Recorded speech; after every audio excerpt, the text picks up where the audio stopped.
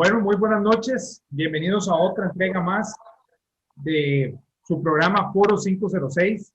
Muy complacidos esta noche, mis compañeros de batalla, como decimos nosotros, Alberto Boza y Luis Fernando Sanabria, haciendo nuestro deber cívico, nuestro deber ciudadano de entregar un programa con un invitado de primer nivel.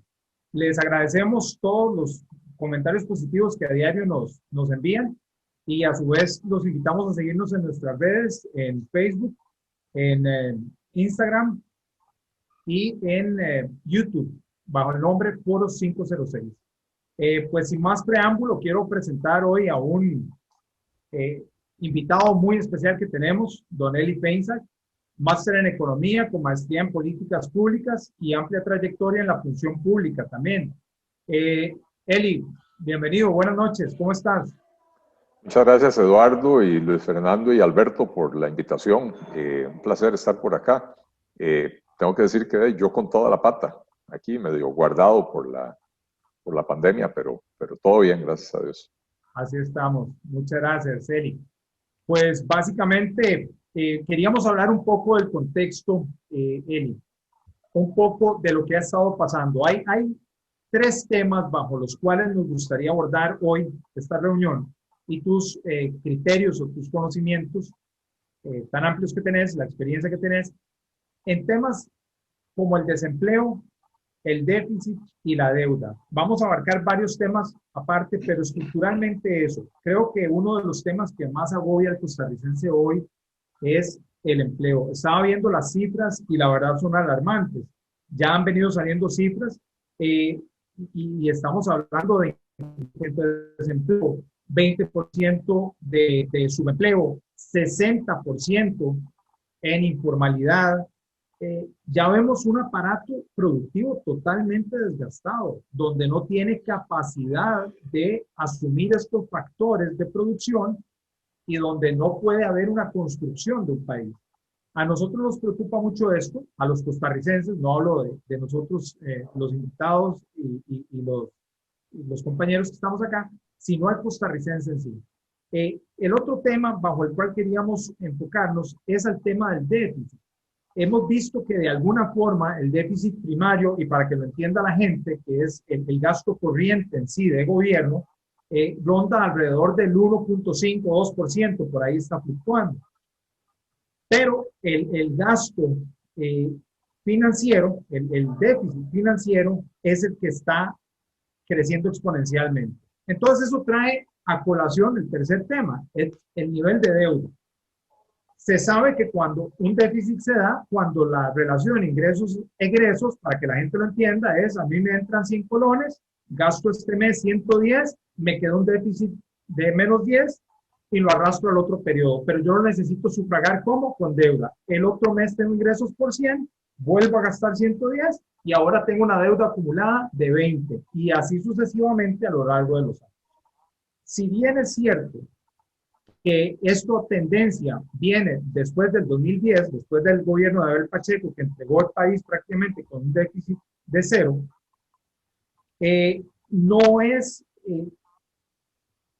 no se puede aceptar que digan, es que a mí hace 10 años me entregaron el país así, entonces no puedo hacer nada. Porque aquí lo preocupante es el crecimiento de la deuda, que es el que está impactando el déficit financiero. Entonces, podemos hacer contracción de gasto, que eso hay que hacerlo, pero la parte financiera realmente es un tema. Y ahí alguno de los compañeros va a tocar relacionado con eso. Eli, en base a esa estructura, ¿qué es lo que está pasando en Costa Rica? ¿Por qué las decisiones se siguen tomando sin ninguna lógica? Porque la gente no le haya lógica a las decisiones que se están tomando. Bueno, es una pregunta muy amplia, ¿verdad? Que da para una respuesta de una hora.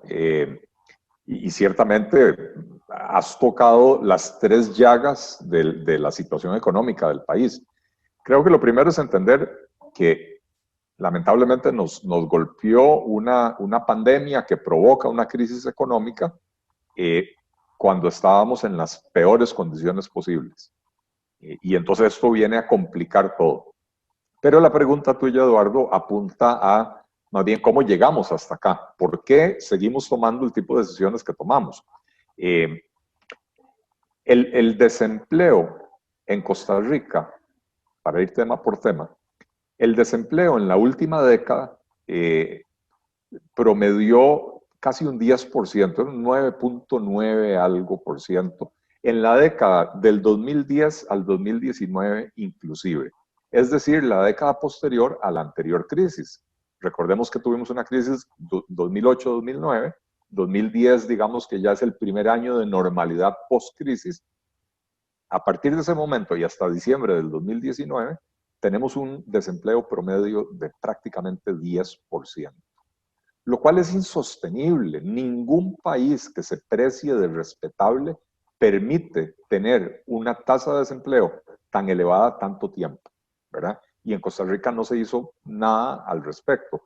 No solo no se hizo nada al respecto, los últimos 6 trimestres antes de la pandemia, que son el último trimestre del 2018, los 4 trimestres del 2019 y el primer trimestre del 2020, el desempleo promedió 11.9, casi 12%. Y ya en los últimos 2 trimestres, 12.4 y 12.5%. Entonces entendamos que llegamos a la pandemia con una situación de desempleo inaceptable. Ahora el desempleo se duplicó, sí, ciertamente, ahora estamos en un 24% y le podemos echar la culpa a la pandemia de eso, pero no le podemos echar a la pandemia la culpa de lo que veníamos arrastrando de antes, que complica muchísimo más el panorama, ¿verdad?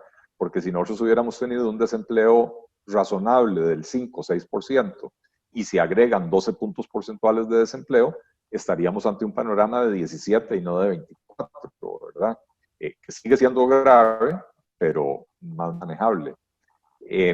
Y lo mismo podemos decir de la situación del déficit. Yo el otro día estaba revisando cifras y resulta que no es que Abel Pacheco entregó el país con las finanzas en orden. Es que en los 14 años previos a la crisis del 2008-2009, el país tuvo superávits primarios en la cuenta primaria. Habían pequeños déficits fiscales que usualmente no pasaban del 3%, pero eran puro servicio de deuda, ¿verdad? Puro pago de interés. La operación del día a día del gobierno de los 10, 14 años previos a esa crisis generaba un déficit cero o un pequeño superávit. Y entonces eso permitió que el nivel de endeudamiento del país cayera, ¿cómo se llama?, paulatinamente, hasta que llegamos al 2008, donde teníamos un endeudamiento del 24% del PIB. Viene la crisis, el gobierno de ese entonces toma la decisión de incrementar el gasto público para compensar la pérdida de gasto privado, de consumo privado, ¿verdad? Pura teoría keynesiana. Se dispara el gasto público. Y el problema no es que lo hayan hecho en ese momento. De hecho, ¿sabes?, es muy rara la crisis económica en la que no se adoptan políticas keynesianas. El problema es que no se hayan revertido después. Y entonces tenemos 2 años más de gobierno de Oscar Arias, 4 años de Laura Chinchilla, 4 años de Luis Guillermo Solís y 2 años de Carlos Alvarado, donde seguimos en un jolgorio con el gasto público. Entonces, el gasto que en el año 2008 andaba en el orden del 15% del PIB, pasó el año pasado al 22% del PIB. Pasó más o menos de 15,5 a 22%. O sea, ahí tenemos 6,5, 7 puntos porcentuales del PIB que el gasto creció. Y ese es precisamente el déficit que tuvimos el año pasado, 7%. ¿Por qué? Porque los ingresos, la recaudación del gobierno, cayó durante la crisis del 2008-2009, pero cayó de más o menos 15 al orden del 13,5%. Después de la crisis se recupera levemente, queda en el orden del 14 y piquito, y con la reforma fiscal del 2018 vuelve a subir en el 2019, ¿verdad? Pero entonces tenemos otra vez la recaudación en el orden del 15, pero con el gasto en el orden del 22, y eso explica la situación en la que estamos. Claro, bueno, de hecho se espera que ese déficit ronde entre el 8 y el 10%, ¿correcto? este año. Sí. Las proyecciones del Banco Central, yo soy malo con la memoria, pero las proyecciones del Banco Central en la revisión del programa macroeconómico son que llega al 9.3%. La Contraloría General de la República dijo, no señores, 11.2%. 11.2. 11.2. Y esto depende, y en esto fue muy claro Rodrigo Cubero, el presidente del Banco Central, cuando dio las proyecciones dijo, hay muchísima incertidumbre. Estas son proyecciones con la información que tenemos hoy, pero no podemos garantizar que esto se va a cumplir. ¿Y qué es lo que no pueden garantizar? Bueno, en primer lugar, que el Banco Central proyectó que la economía se va a encoger, o sea, el PIB va a disminuir este año en un 5%. La probabilidad de que el PIB caiga más del 5% es mucho más alta que la probabilidad de que caiga solo 5%. Y entonces, si el déficit, perdón, si el PIB cae en un 6, en un 7%, recordemos que al final de cuentas, la razón de endeudamiento es eso, es una razón, donde tenemos un numerador que es la cantidad de la deuda y un denominador que es el PIB. Y si el PIB disminuye, si el denominador disminuye, la razón de endeudamiento crece, aunque no nos endeudemos más. Claro. Pero además, le estamos metiendo varios miles de millones de dólares de deuda nueva al país en lo que queda de este año. Las intenciones del gobierno son 4 o 5 mil millones de dólares de endeudamiento. Claro. Perdón, Luis, ya te voy a dar la palabra. Nada más para cerrar esta parte de la deuda. Se entiende en economía generalmente que un país que llega a un 60% de nivel de deuda ya después se vuelve insostenible precisamente por eso, porque por más contención de gasto que haga, el problema lo tiene en el nivel de endeudamiento. Ya la carga es servicio de deuda.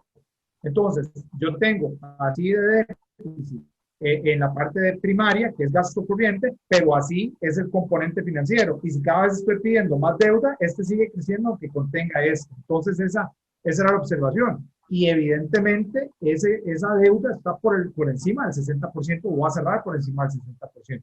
Que es un caso al de Grecia, ¿no? Va a cerrar cercano al 70% y posiblemente por encima del 70%, no del 60%. El año pasado, 2019, cerramos con un 58,5%, más o menos. Y en condiciones prepandémicas, se esperaba que este año cerrábamos como en un 62 o 63%. Ahora ya vamos para 70% y puede ser que lo superemos. Una pequeña precisión, Eduardo. No hay una regla de oro que diga 60% es insostenible. En realidad eso depende de cada economía. Y para la economía costarricense, el Banco Central venía publicando desde hace por lo menos 5 años lo que ellos llaman el límite, ahora se me fue el término, límite natural de la deuda, una cosa así por el estilo, y lo venían estimando en el orden del 49, entre 49 y 50%. Nosotros ese umbral lo superamos en el 2017. Y si te acordás, ¿qué pasó en el 2017? Se abrió el hueco fiscal. Fue el año en el que Luis Guillermo Solís salió a decir en un discurso, si no me aprueban una reforma fiscal que él había negado en los 2 años anteriores, ¿verdad? Fue el año en que él salió a decir, si no me aprueban una reforma fiscal a la carrera, no tengo con qué pagar aguinaldos. Bueno, precisamente porque estábamos superando ese umbral que el Banco Central lo había estimado en el orden del 50%. Este año vamos a superar ese umbral por 40%, ¿verdad? Porque al pasar del 50 al 70.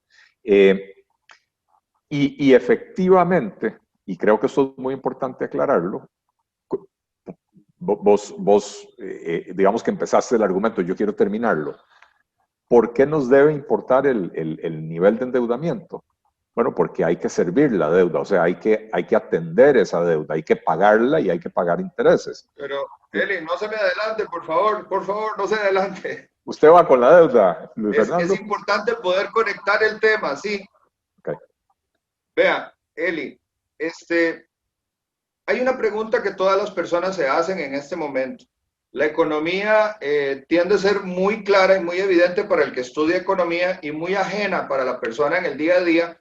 Pasa un poco como el derecho, ¿verdad? Se utilizan palabras muy complejas que al final describen una cuestión del derecho que después hay que traducirla, digamos, en términos más cristianos.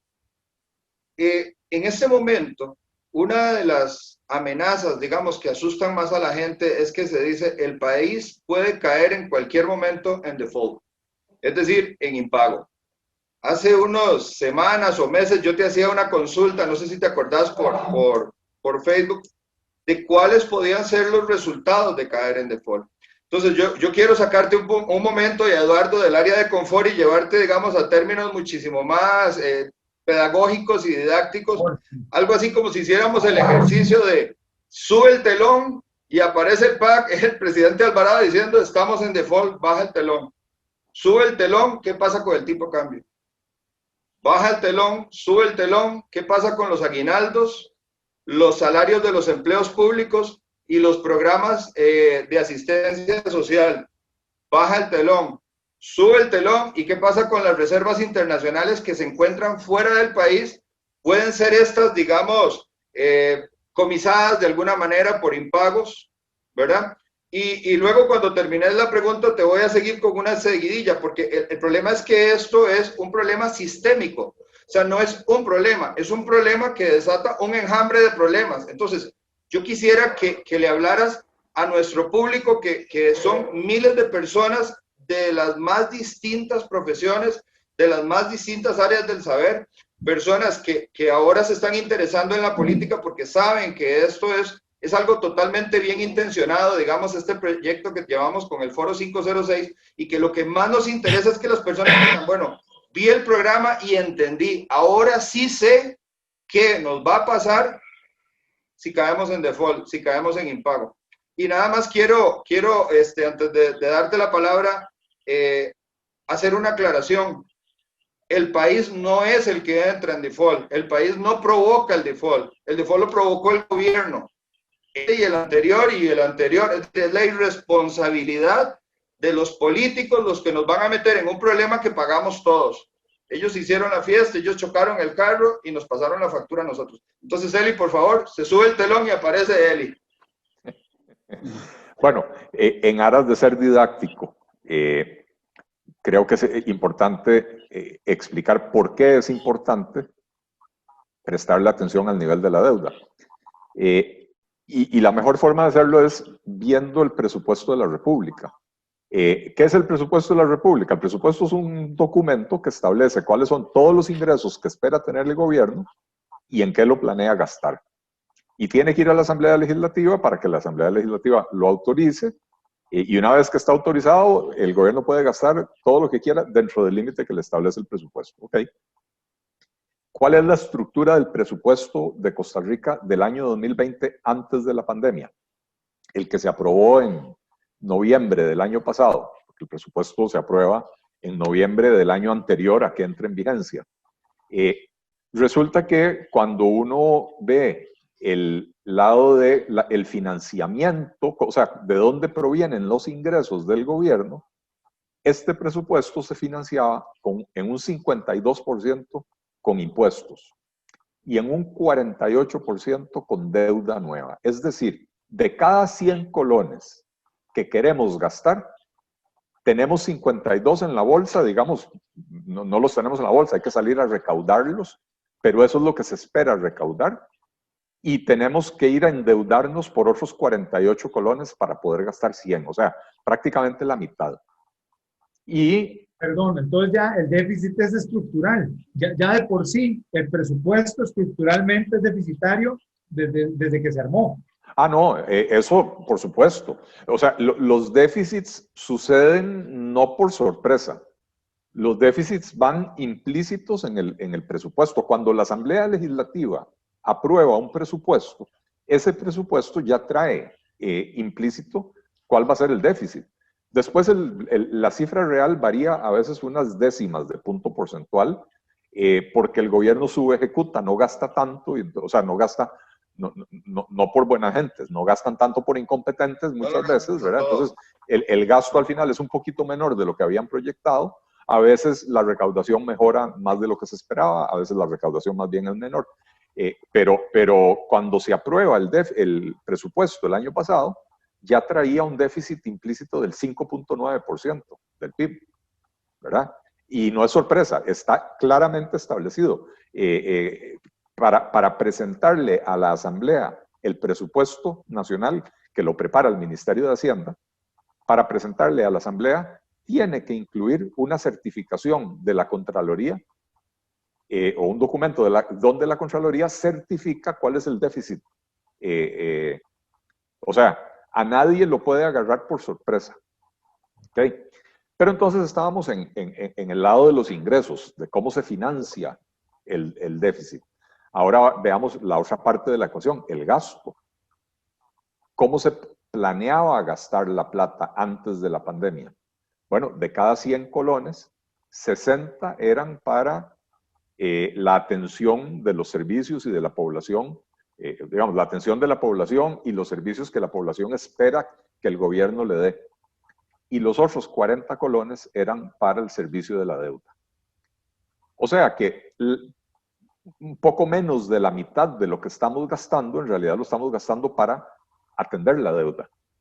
Y además, como los ingresos dependían prácticamente en la mitad de nueva deuda, esto implica que cada año vamos destinando un mayor porcentaje al servicio de la deuda y nos va quedando un menor porcentaje para la atención de los problemas de la población, para pagar salarios de policías, de maestros, para construir escuelas, para construir carreteras, para las ayudas sociales, etcétera. Cada año nos va quedando una proporción menor. Y esto explica por qué los servicios públicos en Costa Rica se han venido deteriorando tantísimo a lo largo de los últimos años, porque cada vez queda menos plata para atenderlos, ¿verdad? Ahora, la pandemia viene y nos agrava esto enormemente, porque el gasto público tiene que crecer a fuerzas, porque vamos a atender la pandemia y creo que nadie en su sano juicio le va a decir al gobierno, no compre esas mascarillas y el equipo de protección personal y las vacunas y los tratamientos, no gaste plata en eso, nadie le va a decir al gobierno eso, ¿verdad? Entonces el gasto público aumenta, la recaudación cae y cae muy significativamente, porque básicamente la solución, ojo, entre comillas, porque no es una solución, pero la solución que ha encontrado prácticamente todo el mundo para el problema de la pandemia es parar la economía. Y usted para la economía, cae la recaudación, porque para la actividad económica. Entonces el problema se agrava. Y entonces ahora estamos pensando en un déficit del 10, 11, 12% este año, y las proyecciones son que el próximo año, con un crecimiento según el Banco Central, con un crecimiento de alrededor del 3%, el déficit va a ser del 8%. En primer lugar, la economía el próximo año no va a crecer 3%, ojalá me equivoque, ojalá Dios me castigue, me mande un rayo y me parta la cabeza por decirlo y equivocarme, pero la economía costarricense no va a crecer 3% el próximo año. Nosotros probablemente vamos a estar todavía a mediados del próximo año en este juego del baile, la danza y el martillo, porque la vacuna, la cura, no van a estar disponibles tan rápidamente, ¿verdad? Y entonces, mientras no haya control de la pandemia... Entonces, Eli, vos en el horizonte no ves un default para el otro año. No, esa es una pregunta aparte. Lo que porque no se levantó la cortina ni una sola vez. No, todavía no he llegado a las cortinas. Voy con la cortina. A ver, en esto hay que ser muy cauteloso cuando uno habla, ¿verdad? Entonces, lo primero que voy a decir es que estamos muy cerca del default, pero no creo que caigamos en el default. ¿A qué me refiero? De ahí. Eso ya es una muy buena noticia. Espero no equivocarme y que en esta Dios me compense y me premie por pegarla, ¿verdad? Es que cuando uno dice estamos muy cerca del default y después no sucede, entonces la gente viene y le dice, bueno, usted es un agorero, usted se inventa noticias falsas y después resulta que no es así. Caer o no caer. Pero es que traías una línea perfecta con Eduardo, en donde los ingresos vienen hacia abajo, y ahora se aceleran con la pandemia. Entonces, o sea, no hay que ser muy agorero para saber que si los ingresos se caen de cabeza y los gastos suben, la posibilidad de no poder cubrir te lleva justamente a decir, sí, no hay plata, lo siento, no puedo pagar. Bueno, precisamente por eso digo, estamos muy cerca del default. Porque si nada cambia, desde el punto de vista de los ingresos del gobierno, de los gastos del gobierno, de la estructura del presupuesto, si nada cambia, entonces la plata no va a alcanzar y el gobierno va a tener que escoger: ¿dejo de pagar salarios de los funcionarios públicos o dejo de pagar deuda? ¿Dejo de pagar pensiones para los adultos mayores o dejo de pagar deuda? ¿Dejo de brindar ayudas a las familias pobres o dejo de pagar deuda? Entonces, si nada cambia, estamos a un pasito del default. Lo que pasa es que yo sí creo que las cosas van a cambiar.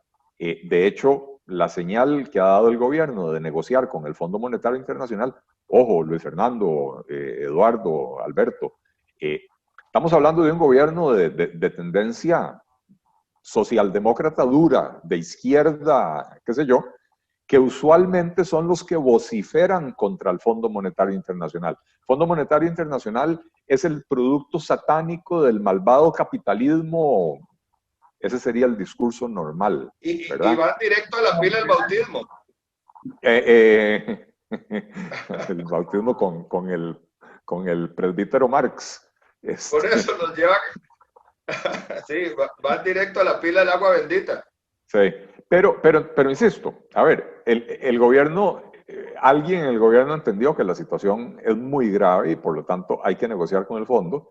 Y si se logra el acuerdo con el fondo, eso probablemente nos salva del default, porque en el momento en que se logra el acuerdo con el fondo, es como recibir un sello de garantía que después otros organismos financieros internacionales utilizan para salvarle el pellejo a Costa Rica. Es como un Fondo Monetario, perdón. como un colateral, digámoslo así, casi. Sí, porque el Fondo Monetario nos presta una cantidad realmente pequeña por sus propias regulaciones. El Fondo Monetario lo que nos puede prestar al año es máximo como de 740 millones de dólares. Y lo pueden hacer por 3 o 5 años máximo, ¿verdad? Pero las necesidades de financiamiento del gobierno de Costa Rica el próximo año, estamos hablando de un 12% del PIB o un 14% del PIB. O sea, estamos hablando de 10, 6, 7.500, 8.000 millones de dólares. Entonces, lo que nos va a dar el Fondo Monetario Internacional es la 10ª parte de eso. Entonces, necesitamos que otro montón de instituciones vengan a salvarnos el pellejo con créditos en condiciones relativamente blandas, con lo cual sigue creciendo el endeudamiento del gobierno de Costa Rica. Ya incluso Pilar Garrido ha dicho que aparte del montón de créditos que están haciendo fila, ¿verdad?, que ya solicitaron y están haciendo fila para entrar a la Asamblea Legislativa, también van a pedir una autorización para colocar eurobonos. Y están hablando de 4.500 millones de dólares de eurobonos a lo largo de varios años, probablemente 3 años. Pero entonces estamos hablando de unos montos exorbitantes de endeudamiento nuevo. Parte de ese endeudamiento será para canjear deuda vieja, porque los últimos eurobonos que ha colocado Costa Rica y lo que ha colocado el gobierno de Costa Rica en deuda interna lo ha hecho a tasas del 7, 8 o 9%. Y el Fondo Monetario nos va a prestar a una tasa del 1,5% y probablemente el BID, el Banco Mundial, nos pueden prestar al 2,5, 3%, o sea, significativamente más barato. Entonces, la razón por la que yo no creo que vamos a caer en el default no es porque vamos a poner la casa en orden, es porque vamos a ir a pedir más plata prestada, lo cual le permite al país patear la bola para adelante. En vez de que yo tenga vencimientos en los próximos 3 o 5 años, ahora tengo vencimientos en los próximos 15 o 20, ¿verdad? Don Eli, quería tocarle yo precisamente el tema del Fondo Monetario Internacional. Entonces, está gestionando ese crédito. Es un crédito al nivel de deuda o de requerimientos financieros que tenemos, es un crédito relativamente pequeño, 508 millones, si no me equivoco, ¿verdad? El Fondo Monetario establece condiciones que hay que cumplir para que giren el dinero. Entre estas restricciones, probablemente no han dicho exactamente, entre estos requerimientos, No han dicho exactamente cuáles, pero probablemente se especula que están hablando de recortes del gasto público, ventas de activos, podría haber hasta disminución de la planilla del Estado, o sea, despidos, ¿verdad? ¿Estará el Estado dispuesto a asumir estos compromisos o será capaz de cumplirlos para obtener estos recursos? Y la otra pregunta en relación a lo mismo también, es el ingreso de divisas. El turismo internacional es de los principales ingresos de divisas que tiene el país, ¿verdad? Siento que el gobierno necesita en este momento, ya que no hay ingreso en turismo, el gobierno necesita de estos recursos, de estos dólares que va a aportar estos organismos internacionales. ¿Qué pasa si no se logran concretar estos créditos? ¿Seguirá a disparar el tipo de cambio? ¿Qué pasa si el Fondo Monetario Internacional acepta la negociación, se giran los recursos y el gobierno no cumple con sus compromisos de recorte de gastos? Ok. Vamos a ir por partes. El préstamo que está en este momento en discusión en la Asamblea Legislativa, que es por 504 millones, es un préstamo, digamos, de emergencia, que no trae muchas condiciones. Es básicamente un préstamo para que el gobierno pueda gastar, ¿verdad? Y es una línea que tiene el Fondo Monetario Internacional para situaciones de emergencia como la que está viviendo el mundo ahora. Entonces, créditos como este ya han sido otorgados a varias decenas de países alrededor del mundo. Pero digamos que este crédito es un primer paso para entrar en un convenio de más largo plazo con el Fondo Monetario Internacional, que es el que nos podría prestar 740 millones de dólares al año. Ese sí es el que viene con condiciones, ¿verdad? El acuerdo, el Standby Agreement, que se llama, ¿verdad?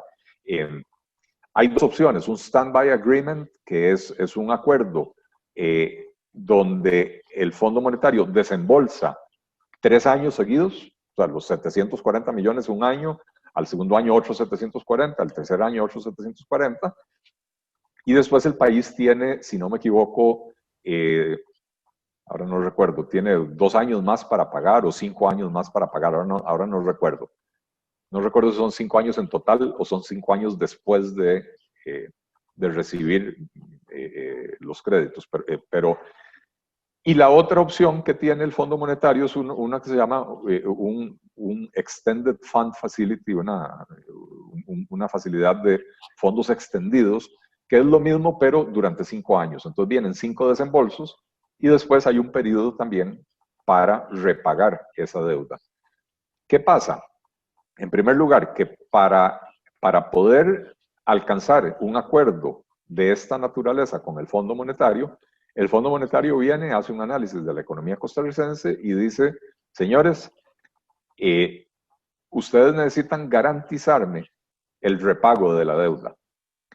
Y en esto el Fondo Monetario es como un banco, ¿verdad? El fondo viene y dice, usted tiene tantos ingresos, pero tiene tantos gastos, por lo tanto no está en capacidad de pagar esa deuda, por lo tanto tiene que equilibrar sus finanzas. Contrario a lo que la gente piensa, y la gente lo piensa porque en los años 80 era así, pero después el Fondo Monetario cambió sus políticas. El Fondo Monetario no viene con un recetario. El Fondo Monetario lo que sí viene es con metas, y entonces nos va a decir cosas como ustedes tienen que reducir el nivel de endeudamiento de donde está ahora a un 50% en X número de años. ¿Cómo lo hacen? El gobierno de Costa Rica tiene cierta libertad para proponer. Entonces, si el gobierno de Costa Rica le llega al Fondo Monetario Internacional con una propuesta de subir impuestos, recortar el gasto, vender activos, los contadores del Fondo Monetario sacan la calculadora y dicen, sí, esto alcanza, con lo que el gobierno de Costa Rica prometió, alcanza, ¿verdad? Después viene el análisis de riesgo político y puede ser que digan, sí, pero yo no le creo a usted que usted va a vender el BCR, el INS, Colby, FANAL y VIXA. No le creo. Y entonces hágame otra propuesta.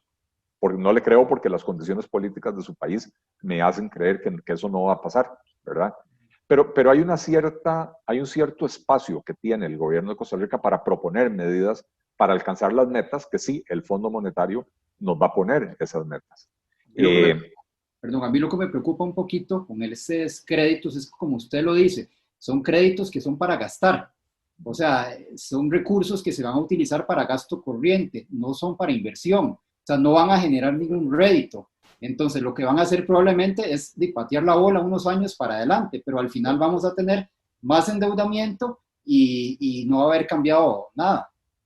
Si la deuda nueva se utilizara íntegramente para cancelar deuda vieja con tasas de interés más altas, entonces no nos endeudamos más, el nivel de endeudamiento sería el mismo. Y disminuiría la cuenta de intereses. Y entonces eso sería muy beneficioso para el país, porque como ya vimos con el desglose del presupuesto de la República, la cuenta de intereses es la que nos está asfixiando, ¿verdad? Entonces, no podemos satanizar la deuda, Claro, el servicio de la deuda, pero tenemos que sí ser muy cuidadosos de cómo se va a usar eso, ¿verdad? Y entonces el gobierno, que es un gobierno al que no le cuesta decir hoy soy sapricista y mañana decir, no, perdón, me equivoqué, soy manudo, ¿verdad? No les da vergüenza hacerlo. Primero dijeron, toda la deuda nueva es para canjear deuda más cara. Y ahora ya salieron con que el 10% de la deuda nueva es para pagarle a la caja. Y no estoy discutiendo si hay que pagarle o no hay que pagarle a la caja, simplemente estoy señalando la inconsistencia del propio gobierno.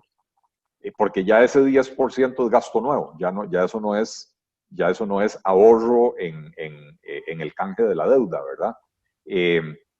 Entonces los diputados van a tener que ser muy cuidadosos a la hora de aprobar créditos de que se cumpla ese requisito, de que sean para canjear la deuda, en cuyo caso sería algo beneficioso para el país.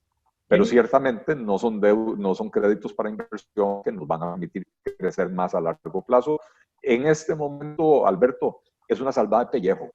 O sea, son créditos de rescate lo que un salvatandas, como dicen. Un salvatandas, exactamente. Así es. Eric, sin duda alguna nos encantaría abrir este tema en subtemas que después, si nos aceptas la invitación, que yo espero que sí, podemos entrarle a fondo a temas por separado, porque la verdad que da un material increíble para muchas cosas. Así es. Y todavía no hemos abierto las cortinas de Luis Fernando. Los telones. Vamos a tener que hacer un programa por cortina, Luis. Definitivamente. Yo quiero más o menos, sí. Yo quiero preguntarte algo.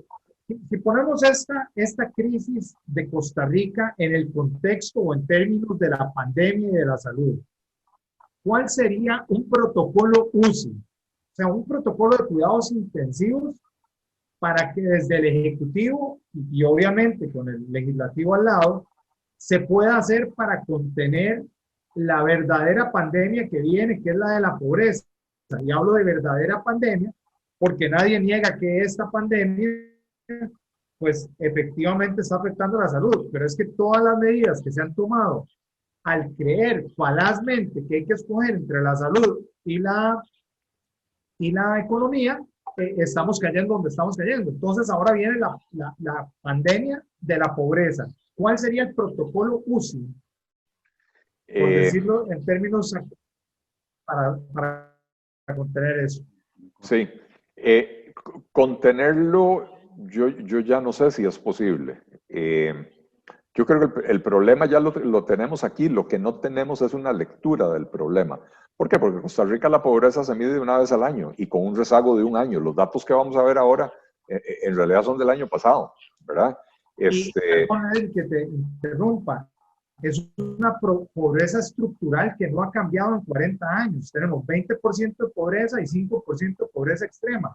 Aún cuando se han invertido enormes sumas millonarias recientemente, año a año, los presupuestos para contener la pobreza, y la pobreza no se mueve. Hoy estamos hablando de un 25% que siendo conservadores vamos a quedar en un 30-35% de pobreza después de todo eso.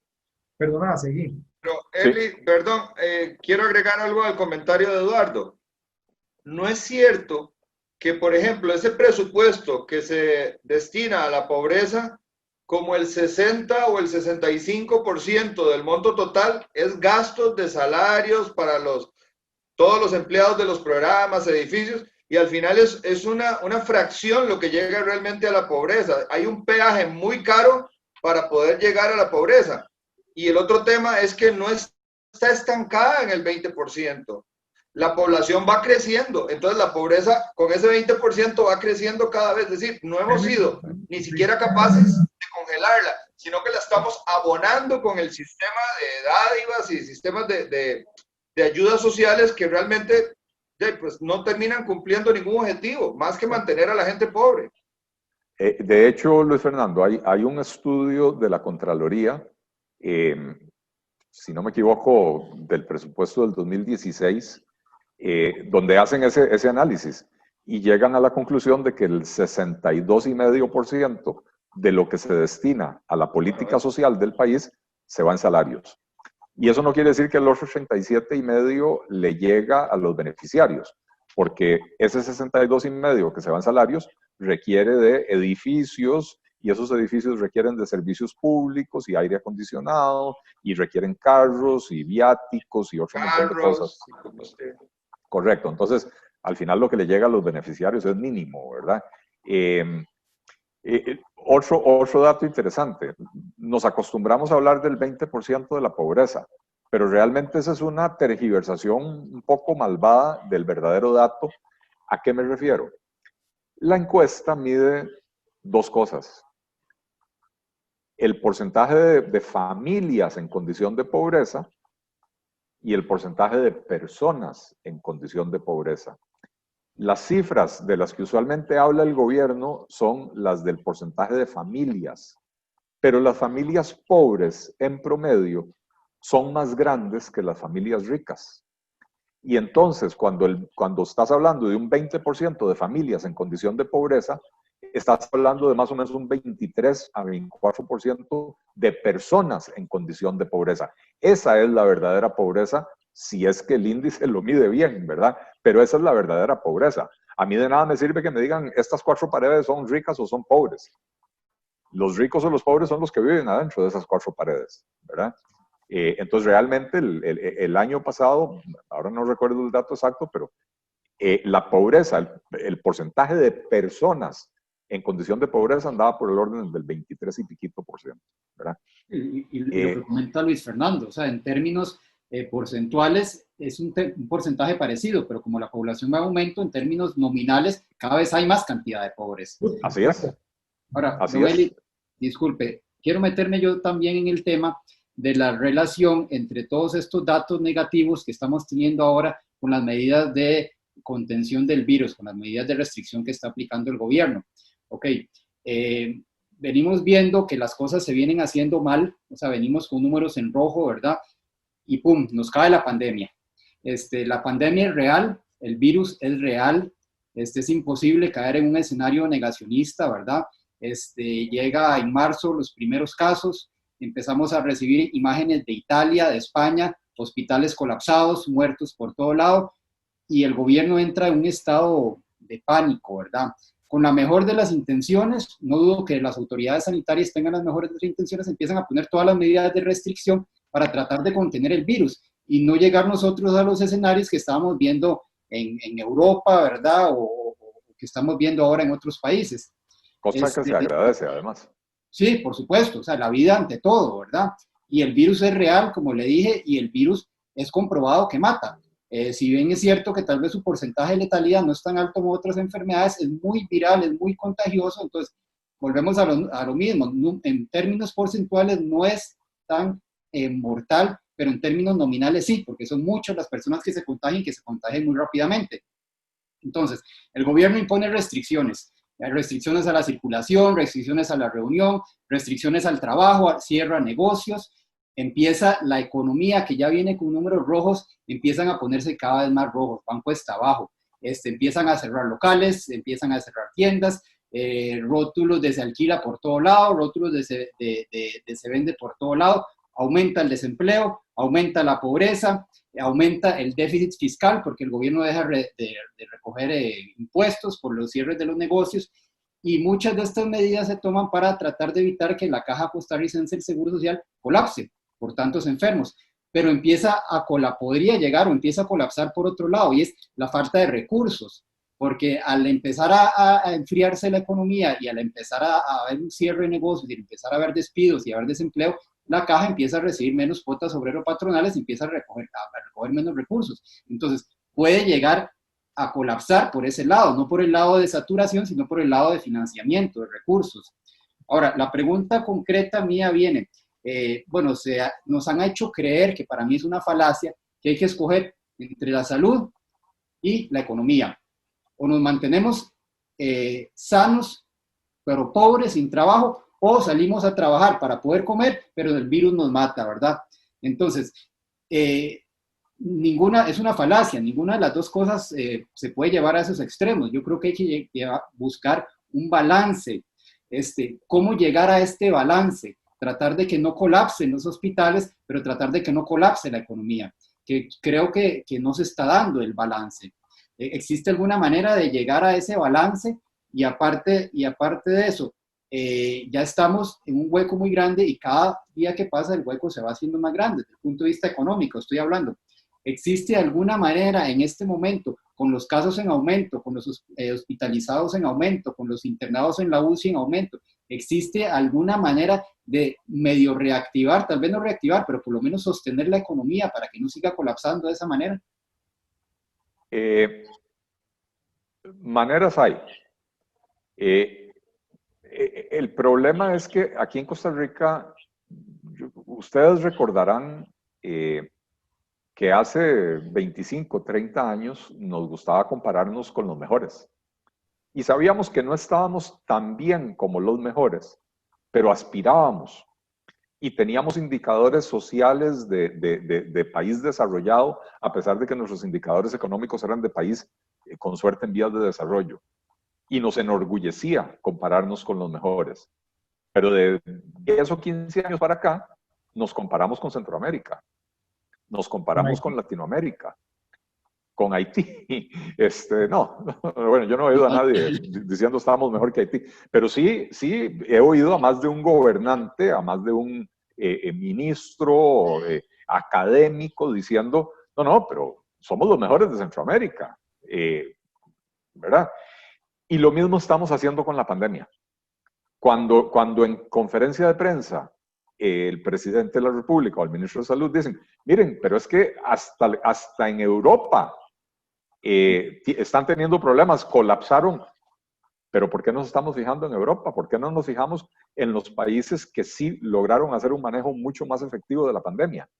Y cuando digo efectivo de la pandemia me refiero a la parte sanitaria y a la parte económica. ¿Por qué no llamamos al embajador Jung de Corea, ¿verdad? Para que nos explique qué hicieron en Corea y a ver en qué nos puede colaborar el ejército coreano. El embajador Jung está sentado esperando esa llamada. Lo sé porque me lo dijo. ¿Cómo se llama? Corea, con una situación muy particular, está pegadita a China, pero además por motivos de cercanía geográfica y motivos culturales también, el coreano es muy propenso a viajar de vacaciones a la región de Wuhan. Y entonces cuando se desató la pandemia y como los chinos la escondieron durante un par de meses, la gente de Corea seguía viajando. Y entonces importaron pandemia, o sea, importaron coronavirus a lo loco. Y en las primeras semanas Corea tuvo un problema serísimo. Se le levantó la curva rapidísimo, decenas de miles de casos en poquitas semanas. Y de pronto ya uno no oye hablar más de Corea. Y Corea, a los 2 meses de detectado el primer caso, reabrió las escuelas.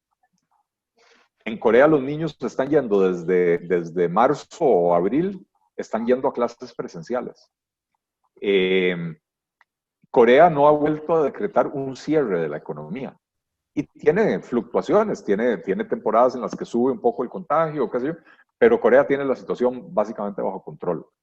Y las proyecciones económicas de Corea son que este año va a crecer en un 0,7%.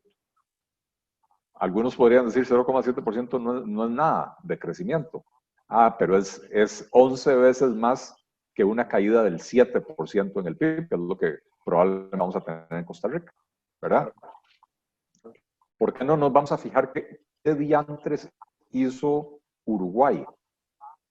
Un país con condiciones similares a las de Costa Rica. Es un país pequeño, con una población pequeña, que está inserto en el comercio internacional porque necesita, porque no puede vivir solo de lo que se produce dentro de sus fronteras, que además tiene fronteras con Brasil, el peor desastre de Latinoamérica y probablemente el peor desastre, uno de los peores desastres del mundo en manejo de la pandemia, ¿verdad? Tiene 1.070 kilómetros de frontera Uruguay con Brasil.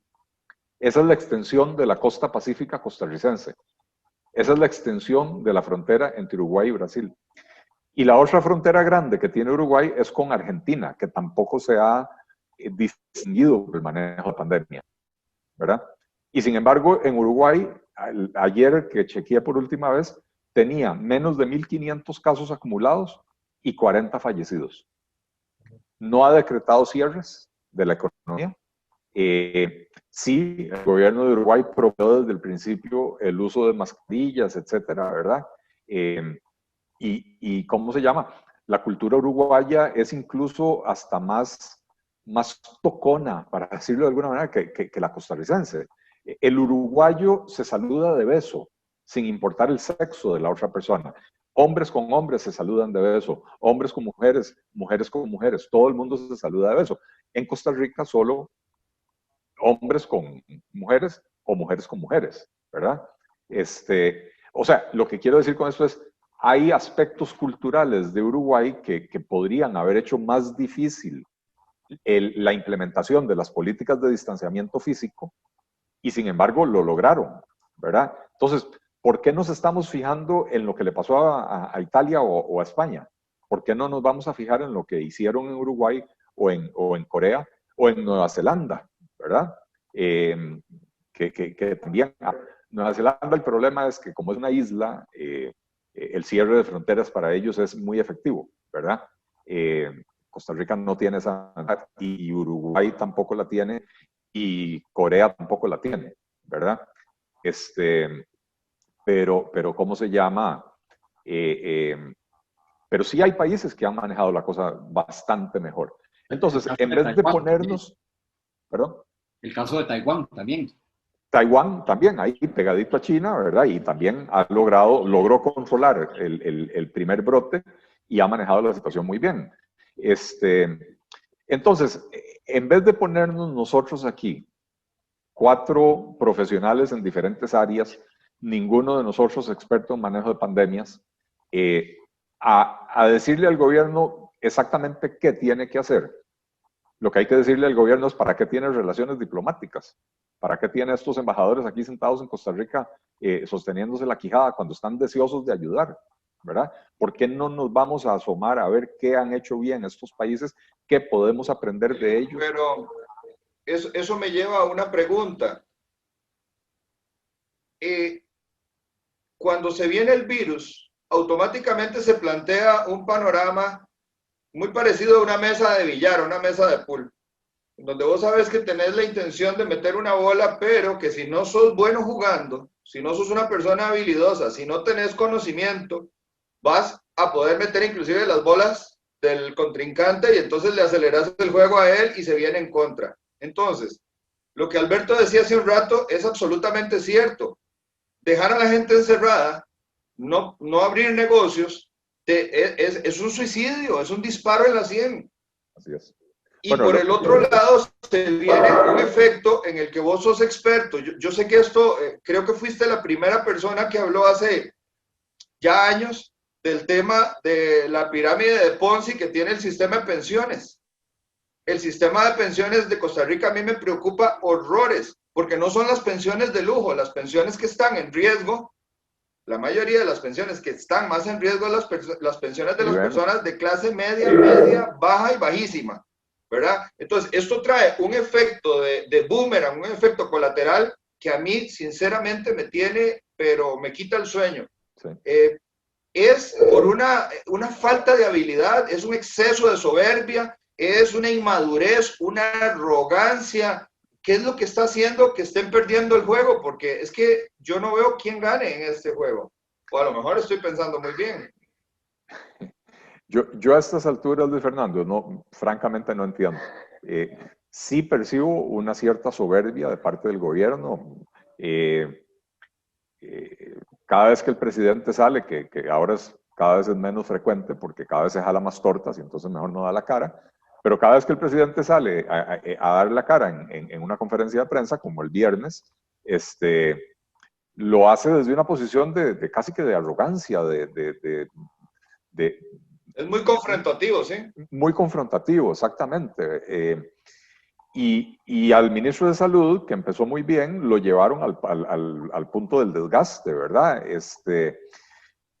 Pero, a ver, yo le decía a Alberto, ahí que lo interrumpí mientras planteaba un comentario, se le agradece al ministro de Salud el esfuerzo que hizo para evitar el contagio. El problema es que cerramos la economía muy temprano, cuando el virus no estaba circulando. Y cuando se reabrió, claro. Y teníamos el problema de la porosidad de las fronteras y otros problemas más, entonces empezamos a ver cómo subía la curva de contagios. Evidentemente, no hay un diálogo entre las autoridades sanitarias y las autoridades económicas para poder calibrar las medidas que tiene que tomar el gobierno. Entonces, sí, yo siento que hay una cierta, ¿cuál es la palabra? Una cierta arrogancia de parte del gobierno.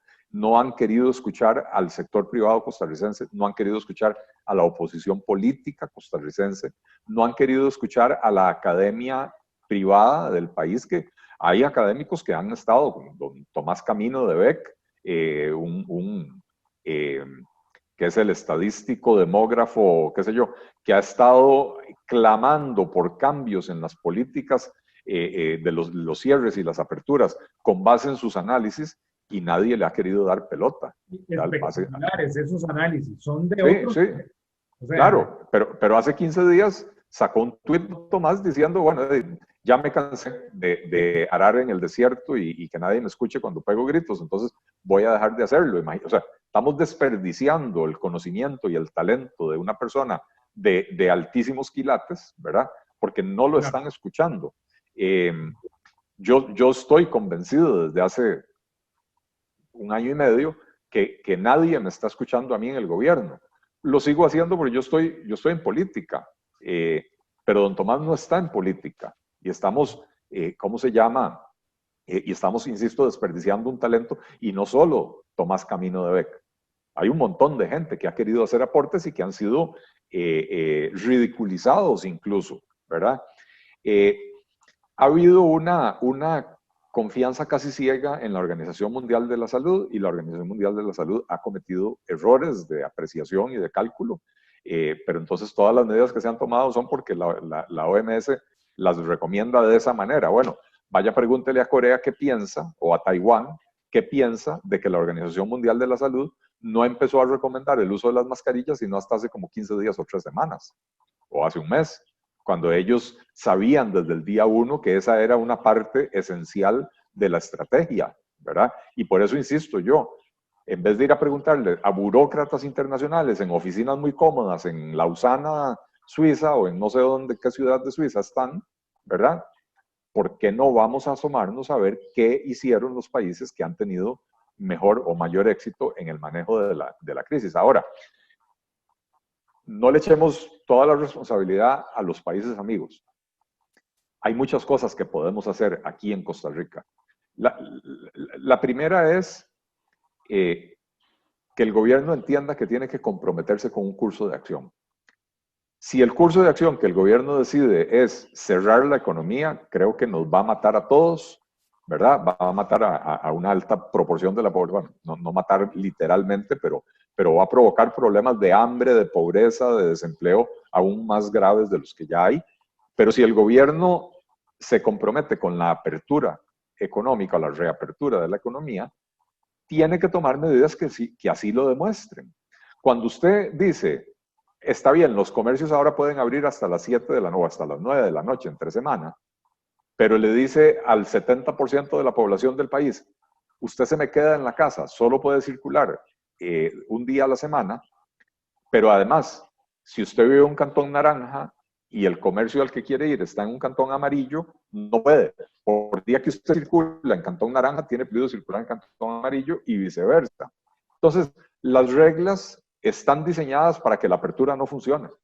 Entonces, lo primero es diseñar un proceso de apertura, ojo, con análisis de riesgo.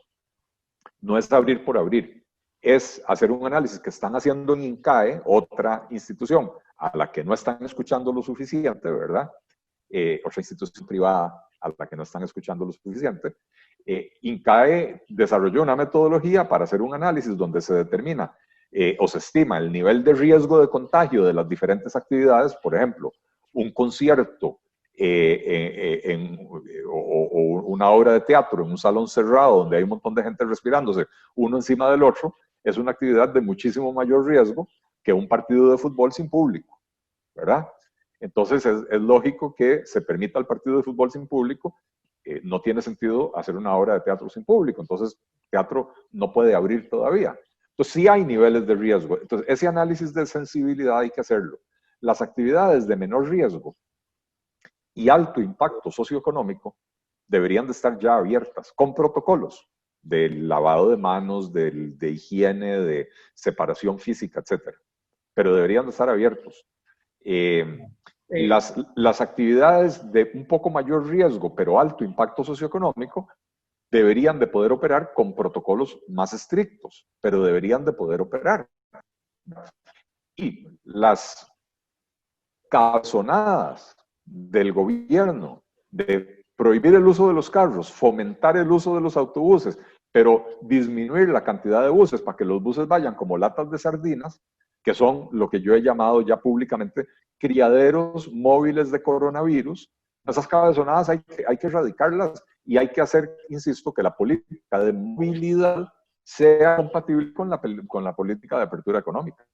Claro. Eso, mira, para hablar de una cosa que se puede hacer. Sí. Eli, sin duda alguna, pues hay muchas cosas que quedan pendientes. Por una cuestión de tiempo, no las vamos a poder tocar ahora, pero sí me encantaría retomar en un programa medidas post-coronavirus. O sea, ya tenemos clarísimo cuál es el panorama de mucho de lo que hablamos hoy. Ahora, ¿qué es lo que deberíamos hacer? Si vos fueras, tal vez ahorita nos das como la pincelada de lo que podemos profundizar en el próximo programa. Si vos fueras presidente, si a vos te tocara hoy la investidura máxima de responsabilidad, porque eso es esa investidura, de tomar 3 decisiones hoy que vos podrías tomar o que deberías tomar para ya ahora darle un balance a la economía. Y toda la profundidad del tema, por favor, danos otra cita y lo vemos, como decían, a esta hora por este mismo canal y lo transmitimos otra semana que podamos reunirnos. Esas 3 cosas sí sería bueno dejarlas hoy acá para concluir. Muchas vecinos. Empiezo por lo último, con mucho gusto. Cuando ustedes quieran, cuenten conmigo.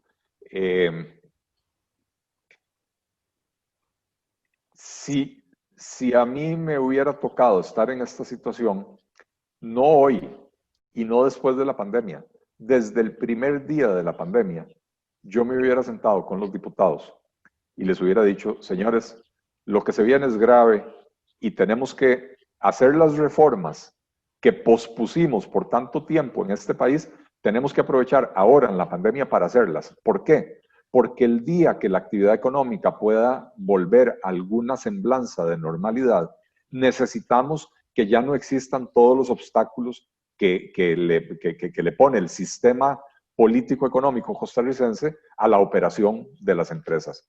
Y entonces aprovechemos los meses de la pandemia, ya los desperdiciamos, ya pasaron casi 6 o 5 desde que se detectó el primer caso, ¿verdad?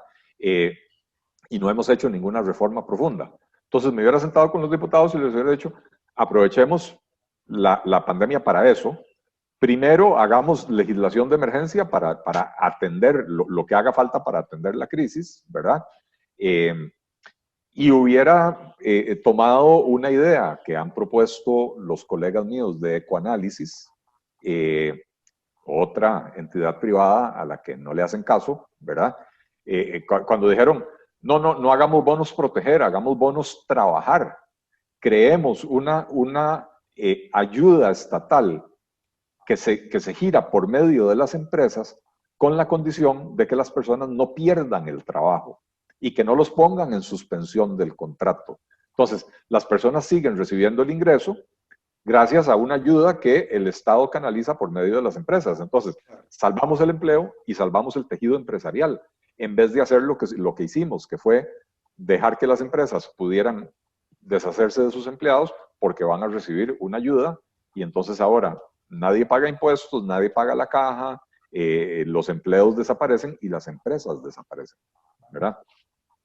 ¿Cuáles reformas hay que hacer? Las que ya sabíamos que había que hacer. Eliminar monopolios, oligopolios y todos los obstáculos que hay a la competencia en los diferentes mercados, que nos lo ha venido señalando la OCDE desde el 2014. Entonces no hay que hacer diagnósticos, ya eso está diagnosticado. Y cada 2 años la OCDE repite el diagnóstico, 14, 16, 18 y 20. Nos acaban de pegar una gran regañada con ese tema. Monopolios y oligopolios del sector público y del sector privado. No nos hagamos los majes, ¿verdad? Porque tenemos un sector privado lleno de prebendas y privilegios y protecciones arancelarias diseñadas para garantizar mercados a ciertas empresas, ¿verdad? Hagamos las reformas necesarias al Código de Trabajo para facilitar, para agilizar la contratación de personas.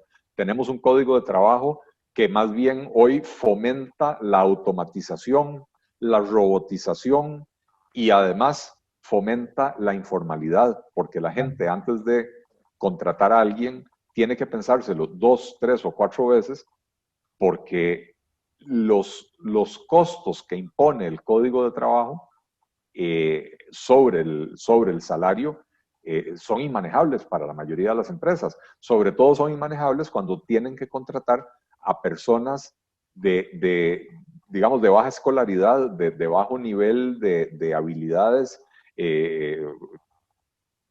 las personas que no han terminado su educación secundaria, muchos apenas la educación primaria, ¿verdad? Porque el salario mínimo resulta que es un salario muy bajo, pero es un salario muy alto para contratar a alguien con poca productividad, ¿verdad? De la mano de esto, reducir los costos de la seguridad social, porque esa es la otra parte, la otra hoja de ese problema del desempleo y la informalidad que tenemos. Por un lado, regulaciones del Código Laboral que encarecen la contratación y por otro lado, el costo de la seguridad social que la termina de matar y fomenta la informalidad, ¿verdad? Entonces, si usted dice, bajemos las cuotas de la seguridad social en un 20% e invitamos a todos los informales a ingresar a la caja, pero no los vamos a castigar, que es lo que hoy hace la caja. Cualquier informal llega a la caja a querer formalizarse y le dicen, muchas gracias por venir, permítame revisarle su historial, le voy a revisar 16 años para atrás, si tuvo actividad económica, me paseo en su vida. ¿Ah? Le voy a cobrar no solo lo que yo estimo que usted dejó de pagar, sino además multa e intereses, ¿verdad? Entonces, usted dice, no, vamos a reducir las cuotas de la seguridad social un 20 o 25% y la gente que venga, borrón y cuenta nueva. Si usted logra incrementar, digamos, antes de la pandemia teníamos un 47% de informalidad, ahora ya anda por el 60%. Pero si ese 47 nosotros lo hubiéramos logrado reducir a 35%, ese 12% representa una cantidad de ingresos exorbitante para la caja. Y ojalá la pudiéramos reducir al 20, no al 35. Y entonces la caja flotaría en recursos, ¿verdad? Pero no lo han querido entender. Entonces, ese tipo de reformas estructurales, y las otras son las que han estado en discusión pero que no avanzan, la reforma del Estado, la disminución del tamaño del Estado, porque hay que reducir el gasto público de manera estructural permanente, no cosméticamente como el último presupuesto extraordinario que redujo el gasto público en poquito menos del 1% del PIB, pero son gastos recurrentes que el próximo año pueden volver a aparecer en el presupuesto. Si tenemos el problema del déficit y el endeudamiento, como dijimos al principio del programa, porque el gasto público pasó del 15% del PIB al 22% del PIB en una década, entonces ese 22 tenemos que encogerlo, tenemos que reducirlo. Y eso implica una reforma estructural, un ajuste estructural del aparato estatal y del empleo público. Me prolongué mucho y entré en detalles que no era tu intención, Eduardo, pero bueno, ahí dejamos temas planteados. Buenísimo, Eli. Mira, a nombre de nosotros tres, agradecidísimos por tenerte acá como invitado. Siempre es un lujo poder contar con personas con tu experiencia, tu conocimiento. Gracias. A los que nos están viendo, les dejamos también un vínculo de YouTube para los que no pueden ver programas por Facebook, por la razón que sea. También tenemos el vínculo de Facebook para que lo vayan viendo ahí. Y pues nada, muchísimas gracias por este espacio, Eli, y pues sin duda alguna vamos a tener 2 o 3 programas más para ir tocando las cortinas de Luis, ir abriendo y cerrando los telones en temas puntuales, ¿verdad? Muchísimas gracias. Muchas gracias a ustedes, de verdad, un placer haber conversado con ustedes. Muchas gracias a quienes nos escuchan y cuente conmigo cuando quieran, estoy a sus órdenes. Excelente, muchas gracias. Muchas gracias, Eli. Buenas noches, un placer Muchas estar acá. Buenas noches. Buenas noches. Buenas noches.